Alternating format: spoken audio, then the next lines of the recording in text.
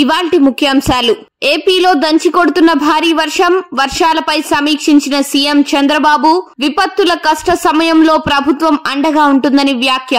వరద ప్రభావిత ప్రాంతాల్లో ప్రజలు బయటకు రావద్దని మంత్రి లోకేష్ హెచ్చరిక. ఏపీలో ప్రారంభమైన పింఛన్ల పంపిణీ. ఒకరోజు ముందుగానే పింఛన్లను పంపిణీ చేస్తున్న కూటమి ప్రభుత్వం. వర్షాన్ని సైతం లెక్క చేయకుండా జోరుగా కొనసాగుతున్న పింఛన్ల పంపిణీ కార్యక్రమం. సీఎం చంద్రబాబు ఓర్వకల్లు పర్యటన రద్దు. వర్షాల కారణంగా సీఎం పాల్గొనే పింఛన్ల పంపిణీ కార్యక్రమం రద్దు.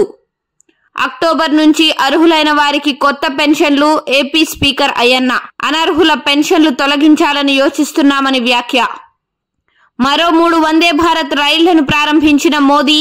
మేరట్, లక్నో, మదురై, బెంగళూరు, చెన్నై, నాగర్సోల్ మార్గాల్లో కొత్తగా వందే భారత్ రైళ్లు. వర్చువల్ గా జెండా ఊపి రైళ్లను ప్రారంభించిన ప్రధాని.